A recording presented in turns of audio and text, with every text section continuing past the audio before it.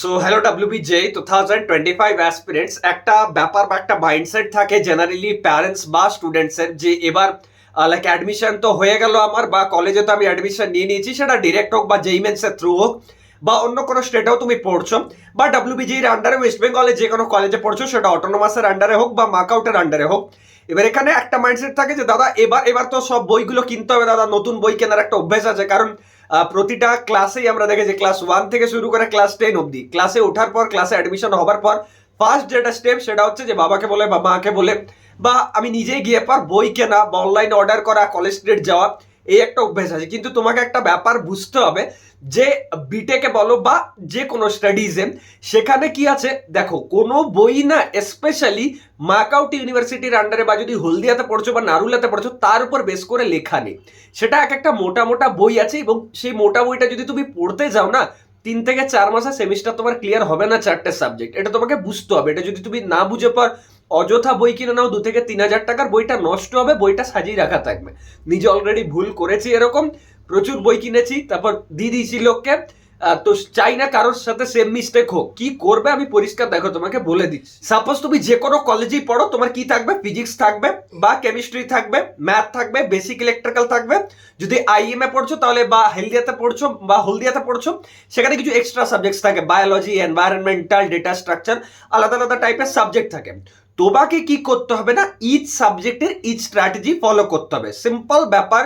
যদি তুমি মার্কআউটের আন্ডারে যে কোনো কলেজে পড়ো, সাপোজ এওটিতে পড়ছো, তুমি টেকনো ইন্টারন্যাশনাল নিউ টাউনে পড়বে, টেকনোমেন সল্টলেকে পড়বে, মেঘনাথ সাহাতে পড়বে, তুমি নেতাজি সুভাষ ইঞ্জিনিয়ারিং কলেজে পড়বে, তুমি এই যে কলেজগুলো যেগুলো মার্কআউটের আন্ডারে, কারণ মোস্টলি কলেজ তো মার্কআউটের আন্ডারে, এই কলেজগুলোতে যদি তুমি পড়ো তাহলে তোমার যে ফার্স্ট সেমিস্টারের পড়াশোনা সেটা আমার অ্যাপ মানে সৌরভ চক্রবর্তী অ্যাপে অলরেডি অ্যাভেলেবেল। ইন্ডিভিজুয়াল সাবজেক্ট আছে, যতগুলো সাবজেক্ট তোমার লাগবে ওখান থেকে নিয়ে নাও। ওটা বইয়ের মানে একটা বই, subject matter expert, previous year কোশ্চেনের সলিউশন, ইন্টারনেট, টপ কোচিং ইনস্টিটিউটসের নোটস সব মিলে পর একদম কম্বাইন করে ওখানে দেওয়া আছে। তোমার আর কিচ্ছু লাগবে না, জাস্ট নাথিং। হ্যাঁ, কোনো জায়গায় যদি এক্সট্রিম কনসেপচুয়াল হয় যে হ্যাঁ আমি এই জায়গাটা বুঝতে পারলাম না, ইউটিউবে সার্চ করো, দেখে নাও, বুঝে নাও, লিখে নাও। সব কিছু ওখানে ওয়েল কাভার্ড আছে। মানে you don't have any idea unless and until you don't buy or enroll. After that you will like get in to the matter, get in to the concept কি হ্যাঁ কত ভালোভাবে ক্লিয়ার করা আছে। তো এটা একবার দেখতে পারো, সৌরভ চক্রবর্তী প্লে স্টোর থেকে অ্যাপটা ডাউনলোড করে নাও। মার্কআউট ফার্স্ট ইয়ার কোর্সেস পাবে, ওখান থেকে কিনে নিতে পারো। ধরো এরপর তুমি হলদিয়া স্টুডেন্ট হও, নারুলা স্টুডেন্ট হও, তো কিছু সাবজেক্ট অলরেডি লঞ্চড, কিছু সাবজেক্ট উইদিন 10 ডেজের মধ্যে লঞ্চ হয়ে যাবে। আইএম আরও সেম, আমরা টেকনো ইন্ডিয়া ইউনিভার্সিটিও আনার চেষ্টা করছি, ডিসি রয়ও আনার চেষ্টা করছি, আসানসোল ইঞ্জিনিয়ারিং এরও কিছু কোর্স অলরেডি লঞ্চড। এবার কথা হলো যারা বাকি স্টুডেন্টস আছো তারা কি, তারা বলবে দাদা তুমি কি আমাদের হেল্প করবে না, আমাদের কোর্সেসের কিছু কেয়ার করবে না? দেখো আমি তোমাদের বলছি, তোমরা কি করো না, তোমার সিলেবাসটা ডাউনলোড করে নাও, প্রিন্ট করে নাও দোকান থেকে গিয়ে পর, ওটাকে প্রিন্ট করার পর ইন্ডিভিজুয়াল টপিকগুলো গুগলে সার্চ করো বা এআই সার্চ করো, সার্চ করে কপিতে নোট ডাউন করতে হবে। এরকম একটা খাতা রাখো নিজের কাছে, এরকম একটা খাতা রাখবে নিজের কাছে, এক একটা টপিক সার্চ করবে, যা পাবে ডিটেলস সেটা লিখবে একদম ইজি টু আন্ডারস্ট্যান্ডিং ওয়েতে। যদি এক্সট্রিম কনসেপচুয়াল লাগছে ইউটিউবের হেল্প নাও, যা বুঝছো সেটাকে নোট ডাউন করো। এরকম করে এখন থেকে নোটস বানাতে শুরু করো। কোনো বইয়ের উপর রিলাই হইও না। বইটা কখন জানো, যখন কনসেপ্ট এক্সট্রিমে গিয়ে পর স্ট্রং করতে হয়, বাট তার জন্য বেসিক ক্লিয়ার দরকার। এই যে বইগুলো ডিজাইন সেগুলো কোনোটাই বিগিনারের জন্য নয়, বিগিনার ফ্রেন্ডলি নয়।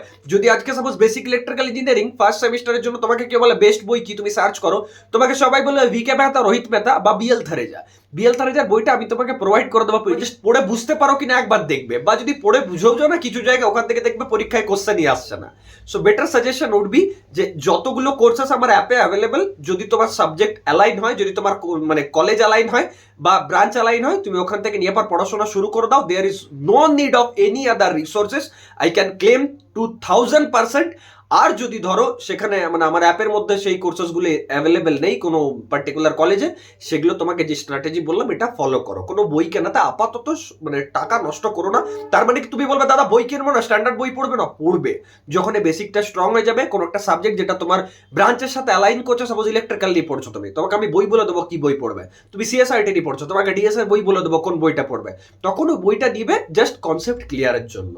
আই হোপ যা বললাম বুঝতে পেরেছো। যা ডাউটস আছে সব কমেন্ট করো। দেখা হচ্ছে নেক্সট ভিডিওতে। Thank you.